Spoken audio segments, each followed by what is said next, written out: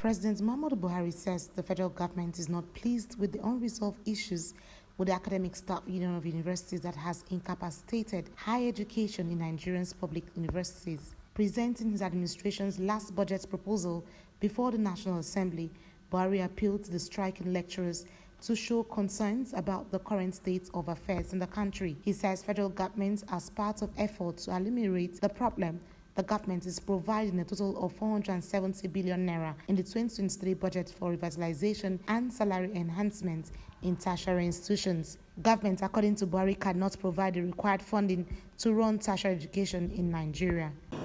We expect total fiscal operations of the federal government to result in a deficit of 10.8 trillion naira. This represents 4.78% of estimated GDP, above the 3% threshold set by the Fiscal Responsibility Act 2007. As envisaged, the law we need to exceed this threshold, considering the need to continue to tackle the existential security challenges facing the country. We plan to finance the deficit mainly by new borrowings totaling 8.80 trillion naira, 206.18 billion naira from privatization proceeds, and 1.77 trillion naira drawdowns on bilateral, multilateral loans secured for specific development projects and programs. Over time, we have resorted to borrowing to finance our fiscal gaps. We have been using loans to finance critical development projects and programs aimed at further improving our economic environment and enhance the delivery of public services to our people. The government, he says, is not unaware of the challenges facing the manufacturing sector in the country and is determined to reposition the sector through the implementation of concise policies geared towards better performance to generate more foreign exchange in the future. In the health sector, the president asserted that government will pay more attention to equipping the existing hospitals and rehabilitation infrastructure with an emphasis on the local production of basic medicines and vaccines. We expect total fiscal operations of the federal government to result in a deficit of 10.8 trillion naira. This represents 4.78% of estimated GDP, above the 3% threshold set by the Fiscal Responsibility Act 2007. As envisaged, the law we need to exceed this threshold, considering the need to continue to tackle the existential security challenges facing the country. We plan to finance the deficit mainly by new borrowings totaling 8.80 trillion naira, 206.18 billion naira from privatization proceeds, and 1.77 trillion naira drawdowns on bilateral, multilateral loans secured for specific development projects and programs. Over time, we have resorted to borrowing to finance our fiscal gaps.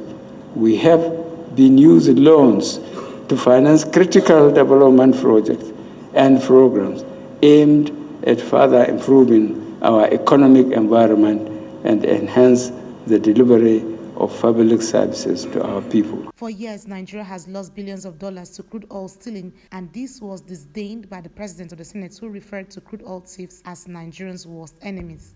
Mr. President, I consider the oil thieves the worst enemies of our country. The thieves have declared war on our country and our people. I strongly feel that we need to take the necessary measures to stop the thieves immediately. Otherwise, our economy will be completely devastated. Also, our efforts to provide the necessary infrastructure and diversification of the economy would both be thwarted. It is time to take drastic and desperate measures against the thieves. Mr. President, the situation becomes more unfortunate if we factor in the budget deficit estimated at 7 trillion naira and the grim prospect of its increase to about 11.3 trillion naira as presented in the 2023-2025 medium-term expenditure framework fiscal strategy paper. Your Excellency, we can reduce the deficit by stopping the theft. We can also consider other options to source more revenues for government. I believe that it is imperative to review the waivers and concessions government has granted to the tune of 6 trillion naira. In a difficult time like this, some of these waivers may no longer be justified. Speaker of the House of Representatives, Honorable Femi Gbajabiamila, emphasized the need for due diligence by the various committees during budget considerations. Mr. President, permit me to convey the disquiet in the House of Representatives arising from the reports of a massive decline in the volume of crude oil exports due primarily to theft and diversion by criminal elements. It is the sense of the House of Representatives that those engaged in these activities are agents of economic sabotage, determined to bring our country to its knees. Therefore, our position is that their actions constitute treason against our country, for which they and their enablers, whoever they may be, must be held accountable to the fullest extent permitted by law. Nigerians no longer want to hear about crude oil theft. The question has now become, what are we doing about it? Therefore, we are urging a swift and systemic overhaul of the systems in place to protect the country's oil and gas resources. Evidently, the arrangements in place are no longer adequate. As such, there is an obvious need for improvements to stop the loss of income occasioned by this ongoing sabotage. This is especially so at this time when the conditions and circumstances of our national finances require significant borrowing to finance government operations, sustain investments in infrastructure and national security, and improve the living conditions of the Nigerian people. It is noteworthy that Mr. President, the Senate President, and now my good self, Speaker of the House, without comparing notes, dwelled extensively on this subject. This underscores its importance and imperative to act, and act quickly.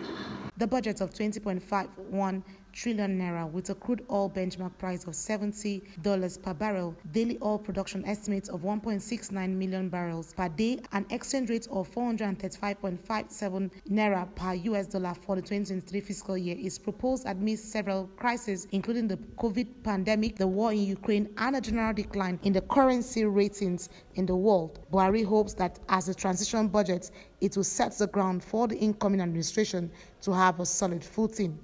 Annie T. Patrick, Core TV News, Abuja.